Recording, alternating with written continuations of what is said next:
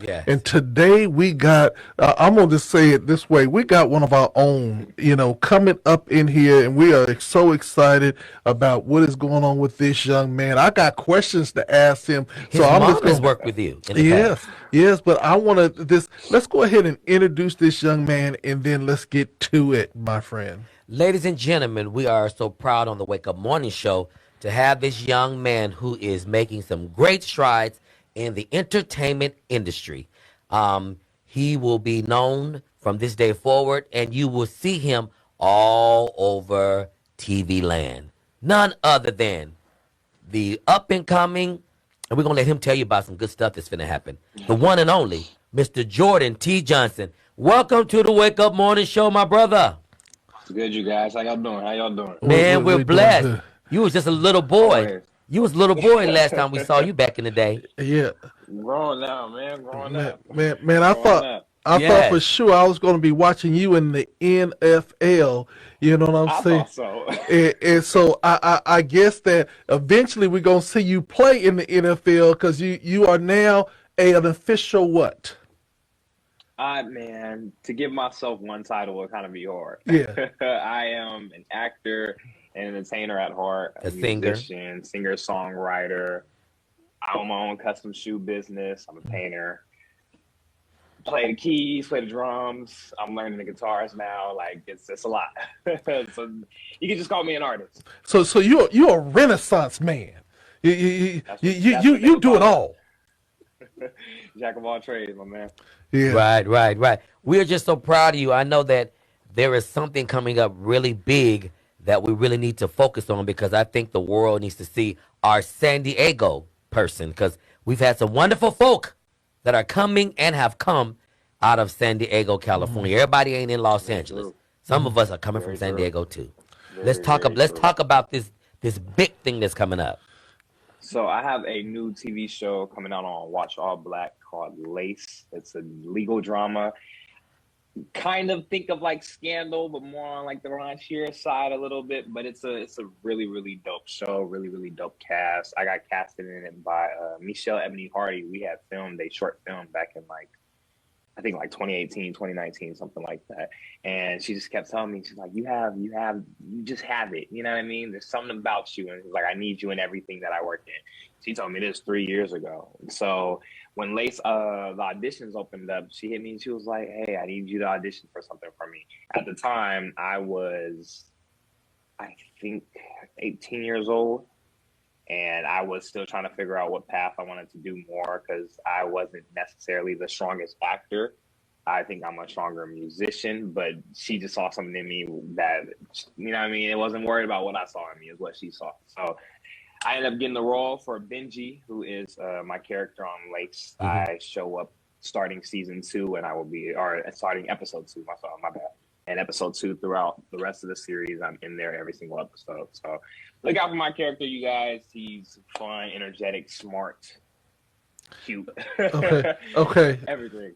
Okay, so I'm just gonna jump on in this. No, I got to jump But I on gotta in this. tell you when it comes on. No, but we're gonna get there. But I want to Okay. jump into this right Okay. here. Now, I just want to say, I just want to say that when I read the byline and everything, they said sexy drama from the courtroom to the bedroom. So, church boy, tell me, are you in the courtroom or the church or the bedroom? Which one? Where are you at? He's I'm acting. actually in the office. We didn't even end up making it to the bedroom. But I won't even tell you that. Right. I won't even tell you that. Right. But I'm everywhere. I'm everywhere in this one. Right. Did you hear what he said? He said, "No, I'm actually in the office, boy. We go. He got everybody wanting to watch, but that's good. Yeah, everybody gonna be like, saying, "Oh, Father Jesus, really, Lord, man." First of all, we want to applaud you, Yes. because a lot of times there are these parameters that we like to put around us as church people. Mm-hmm. But I want to applaud you that you still kept your Holy Ghost, as they would say, but you take it everywhere you go in everything that you do. So let's just talk about just you as, and we're going to end off talking about when it comes on. Yes. But let's just talk about you as a young lad, because growing up, all I heard was football, football. I didn't know you were doing all this other stuff. So this gives some people some background, where you went to school, how you went about it, who your mama, daddy is, all that kind Oh of yeah, stuff. you went to that school. Gotcha. I got you. So I'm trying to trying to figure out when I recognized myself that I had more talents that were outside of the athletic arena. I've been playing basketball and football since I don't know, 3 years old, 4 years old, something like that. And I started because my brother always played. I have an older brother. His name is Jalen. He is 21, turning 22 soon. Mm-hmm. So I wanted to kind of follow in his footsteps. Whatever he was doing, I want to do it with him. You know what I mean? So when it was between the transition of San Diego and North Carolina, I moved from San Diego to North Carolina when I was very, very young, maybe like 5 years old, something like that. And I stood outside my church with a bucket, just an old white bucket, and trying to get donations so I could buy a drum set because I really wanted to play the drums. So we had a drummer there by the name of Chris Key, John P. Key's son. Yes. He is phenomenal. That man can drum. Yes. He's a beast. So I grew up, and that's my example of a drummer. You know what I mean? So I wanted to be just like him. I was really close friends with his younger brother. And that's when the love of music really started to arise, because my mom, who's a gospel singer, Mm-hmm. Jamie J, Mm-hmm. she sang with John P. Key. So late nights after school, we're sitting there in rehearsal. My brother trying to go to sleep on the church chairs, and I'm sitting here listening to the pocket of the drummer, listening to the chords of the keys. Wow. And that's when I started to really tap into my musical side a little bit more. I had a choir teacher, Mr. Michi, and he pushed me to like really excel when it comes to my voice. He saw things in me at a very young age that I wasn't looking for. I thought for me it was going to be automatic football, automatic basketball, and if it ain't those two, I don't know what I'm going to do. Mm-hmm. And he's like, I think you're going to be a singer, my guy. And it's just crazy to see things unfold like that. But for me to be a person with these talents, I never was someone who was very vocal about them or showcased them a lot. Like when I moved back to San Diego, I was not necessarily a shy kid. I was just the new kid. Mm-hmm. So things that I did, I didn't really have a reason to be all outgoing and out forward with it. Plus, I wasn't in an environment where that was really showcased. Like being in North Carolina, it's different, being a little bit of the Southern roots where, you know, music and church is like real tradition and hard and press forward every Sunday, you know, where everybody's at. You know what I mean? Coming to San Diego, it's just a little bit different. Mm-hmm. So I grew up 4th, 5th, 6th, 7th grade. I really wasn't, you know, practicing my talents until I got to middle school. I went to a performing art middle school in Claremont, and I was singing in my my theater production class. CPMA, huh? CPMA, yeah. CPMA. See, I went there when it was called Einstein. It was called Einstein at the time. Yeah, yep. But way back in the day.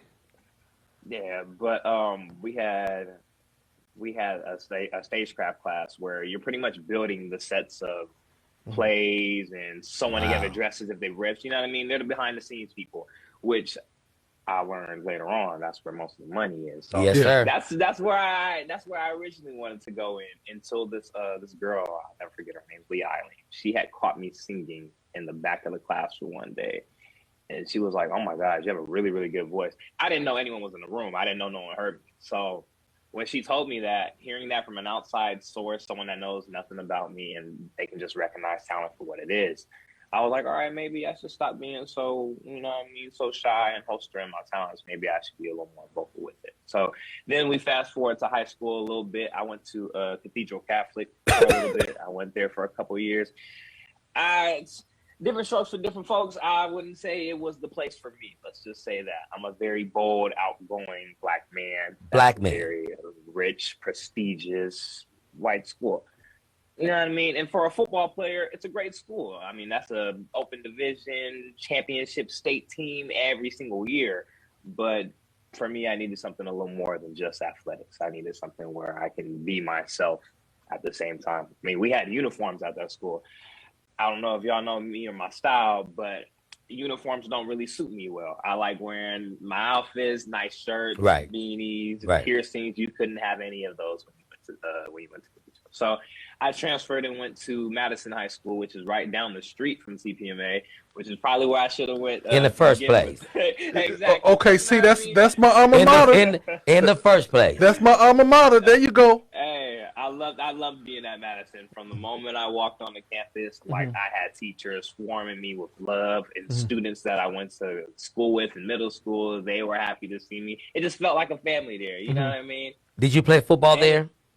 I sure did. I played football literally for as long as I can remember. I stopped playing football once I graduated high school, and I had opportunities to go to Division 2s and Division 3 colleges, like all Ivy League schools, because I had 4.0 throughout my my time at Madison. Wow. Grades were easy. School was never something that was hard for me. Wow. But school was also never something that I wanted to do. It was just Right. it was just another knack of mine. So when we get to Madison, I had a hypertension in my heart, which my left ventricle is too thick to pump out blood. So my heart pretty much was working overtime. I had high blood pressure. So they sat me out for about 7 weeks. And during those 7 weeks of sitting out of Madison football, coming from somewhere I've been a starter my entire life, I ain't never seen the bench. This is the first time I'm on the bench, and it gut punched me. And I was like, all right, I got to figure out something where I can be in control of my fate, because sitting and waiting for an opportunity from somebody else, it just doesn't sound like me. So during those 7 weeks of sitting out, that's when me and Michelle, we had met, and I filmed that short film, and it just opened up my eyes to a complete different world I ain't never seen. Being in front of a camera, I never knew I enjoyed it that much. You know what I mean? It just felt so natural. I almost acted as if the camera weren't even there. So I definitely took that as a sign to tap into your artistry a little bit. And when senior year comes around, still no scholarship offers from schools that I wanted to go to, because I wasn't going to go to Yale or something like that. Right. I wanted to go to Ohio State. Right. I didn't get a football offer from Ohio State. So I was like, let's try out this acting. Let's try out music. Let's try out being creative. And it's landed me to where I'm at now. Well, you know what? What I like about your friend is that she didn't give you the Hollywood talk. So many people see you at events and concerts or whatever, and they be like, hey, we're going to work together someday. And that someday never comes. So it says a lot about your friend to still remember you and to encourage you to go forth when she had an opportunity. That's the key. Opportunity is the big deal for all of us. Some people just need that chance. And when they get that chance, they end up like you, doing great things. And I hope that you and Andra Day get together, because she's another San Diegan that's making some major role. I want to make art with everybody from San Diego. Well, I'm just going to call it the way it is. First of all, I remember the two young lads with the close cut like me. You know, every time I saw y'all had football gear on. Or some type of athletic gear. So my question, now I'm even more, my chest is more stuck out because, I went to Madison too. So, we alumni, you know what I'm saying? Madison. But here's the thing that, we as a community want to connect with, and that is you have your Audra Days. You have your Norman Vances, who is the executive producer of all our kind of people. Nick Cannon. And he did Roll Bounce and everything else. Nick Cannon. We're going to try to figure out some way to connect all of you all, so that the San Diego artistry will get a boost. Yes. Because really, a lot of people from San Diego are in power structure positions now to make moves. We even one of the executive producers of the New Normal,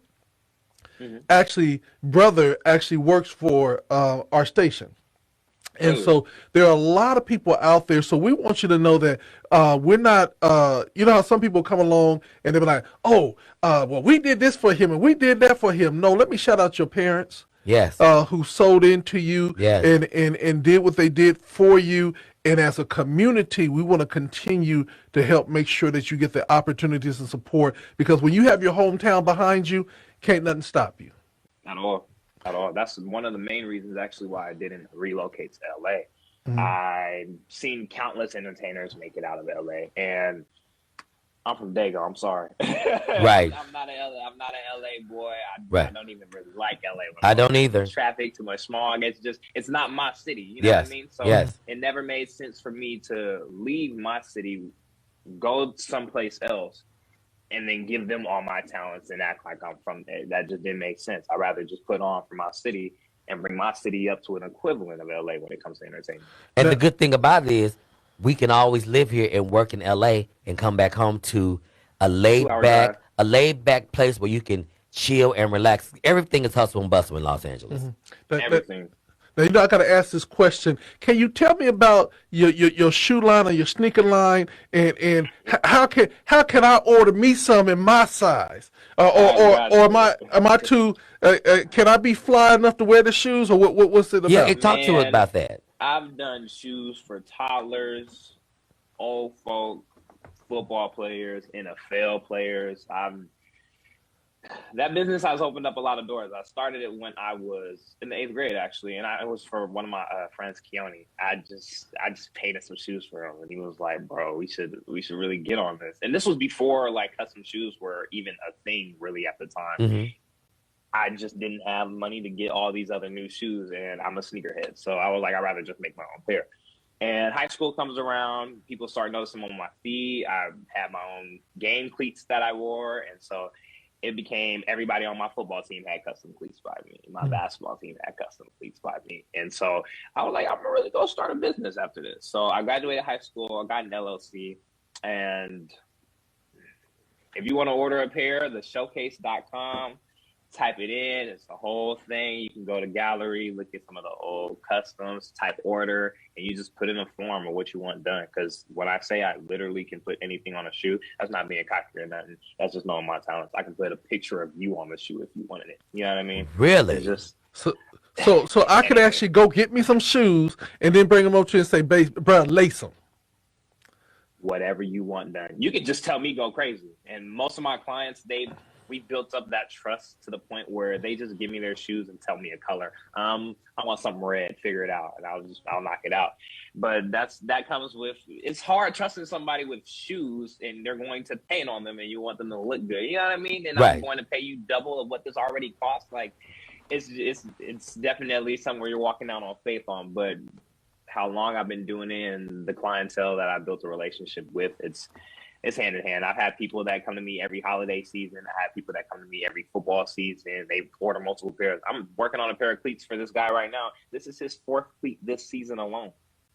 They only have about 10 games in a season. Yeah. So you know what I mean? Right. That just lets you know the type of work that he gets. Wow. The type of trust that we built with each other. So let me ask you this question. Give me the website again so I can put it in the feed. TH, the number 3, and then showcase. And the E in showcase is also another 3.com. Okay. Showcase.com. Okay, so TH3 SHOWCAS3. Yes, sir. Okay.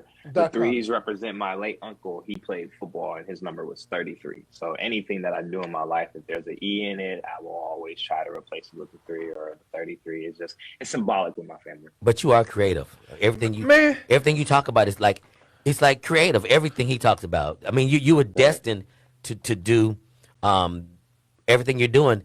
Football and sports prepares you for life because it's discipline. It's being on a team with other people. So I believe God positioned you. God positioned you to have that experience, but you to bring that experience over into the industry because I really know that this is going to blow up. He's doing 6 episode series. And it's going to come on November 4th. And what's the channel or what's the network? All Black. So All Black is a new network. You have to subscribe to it. YouTube TV has it. Amazon Prime has it. I'm pretty sure Hulu has it. Just find All Black Network, subscribe, and November 4th, it will be ready. Okay, so I'm going to ask you this question. I've had the opportunity to work with your mom and everything and she has a big, big voice. Yes. My question to you is, when you played sports, did you always know where your mama was in the stands? Dude, I could be on the field in a championship game. I can look up, I can hear her voice. And my teammates can hear her voice. The cheerleaders can hear her voice. She was the loudest in the stands every single time, whether we were winning, losing. It does not matter. That's just who my mom is. And it's funny because she don't care if you're her son. You know what I mean? She'll go off on everybody that's on the field if you aren't playing right. That's just the type. She was the team mom that wasn't the team mom. Right. You know what I mean? Right. That's awesome. But yes, I could find her in the middle of a Super Bowl audience. You know what I mean? So my thing is, did you get an agent now, or is your mom your agent? Are We're you in doing the process. commercials? Are you auditioning for other things as well? How is this all going for you? We are in the process of looking for an agent right now because it's my schedule is a little too compacted for me to be hustling, bustling, going out for the roles, and same with hers. She's my manager at the moment, but yes, we are looking for an agent. I just finished filming a short film called "Dying to Learn." It's been nominated for I think 13 different awards. We're in the biggest film festival in the world. So next May, I actually got to go to France for the film festival. It's yeah, acting's opening a lot of doors, which is very funny funny to me because while we were filming this short film, I called my mom, and we're only filming on weekends since I'm a football boy and my dad's from Ohio, and the Ohio State Buckeyes is my team, and they play every Saturday. So they stripped away the first 6 Saturdays of the season from me, and I was like, "Mom, I'm done acting. I don't want to act no more. It's the last thing I film for free. This is it." Blah, blah, blah.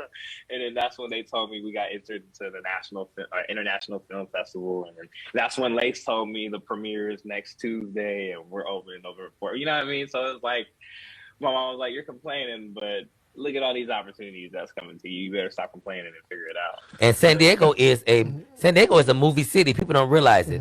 A lot It of is. movies that you see or Are TV shot here. shows were shot right in San Diego. I think we're number three. I think it's L.A., New York, and San Diego. That's why I try to tell folks, Atlanta? yeah, No, don't, it's don't not. That's the sleep black on us. stuff. This is Sandy Wood, and It really is. we ain't playing with It nobody. is. No. So let me ask you this question. Now, growing up, I'm just going down memory lane. Growing up, I always saw you and your brother, 1 and 2. So tell me, what's your brother doing now, and how is he playing a role with you? My brother is in the army. Yes. I forget his exact rank because you know what I mean, the military terms. I've never been so good with them. Me But neither. he's doing very, very, very well in the army. He's married, a beautiful wife. They have a great family, great dogs. But he's a real structural man. Like he's just, you know what I mean? He's a military guy. So when it comes to me and my talents, like he just makes sure that I'm on the right path and I'm disciplined and I'm straightforward. I got my head on strong because me and him have been talking about exactly what's going on since we were kids. Like I remember I was maybe 12 years old, 13 years old, eighth grader. And we were walking through my neighborhood and we stopped and had a conversation with him. And I was like, I don't know if I really want to play football anymore like that. Wow. And he was like, why? I was like, I don't think my face is meant to be behind a helmet. I just don't think so. And he was like, to be honest with you, I don't think so neither. He was like, but we been knew that. He said, you're meant to be on the TV screen. You're meant to be watched by others. He was like, that's just you. That's your personality. Wow. He said, so don't be scared of it. Embrace it. Go for it. And so for the moment he told me that, I was locked in, like on my passions, everything. I was like, you can't. If my brother tells me you can't stop me, and he the only one that could ever stop me, you know what I mean? At that point, I have to believe in myself because he believed in me so much. Wow. That's So awesome. my last question is simply this, and this is for all the young ladies that are tuned in. Are you attached or are you single? I am single. I am focused on my career right now, focused on myself. And to be honest, when you put those two things in the list, I really don't have time for other things. So if you add enough value for me to make time, then I have no problem being in a relationship. But right now, if you're interrupting me focusing on my dreams, you got to go. That's good. Go on, preach, young man. Jamie J. Come on, Jamie J. That's my sister. Go on and She's preach. done a good She job. raised me right, man. She raised me right. Yeah, but it's the truth because I'm a coach, a high school coach, track coach, and I teach my young people too. It's all right to date at some point, but you need to focus while you're young. You better get all you can while you can because as life goes, opportunities go too. So you have to get all that, and you will get in a position where people can bring value to what you already have later down the line if you focus and get what you need first. Get your education, get your scholarship, go for your dreams. We live in America. There are so many opportunities. We squash them by foolishness. We squash them by stupid decisions. Don't let that be your story because one false move or bad decision can cost your life. Yeah. Well, young man, I want to say much respect to Yes. you and your parents Yes. and to your brother. I've always seen you guys as a together family, and our prayers are with you We ask that God will continue to watch over you. If there's any time that you need us to stand with you, from alma mater to just being the uncles in the city, you know what I'm saying? You Alma call us mater. up and we will be there with you. This is none other than, The one and only Jordan T. Johnson. and I'm just going to go play his mama song as we go out. Right here on GOD Radio 1. .com.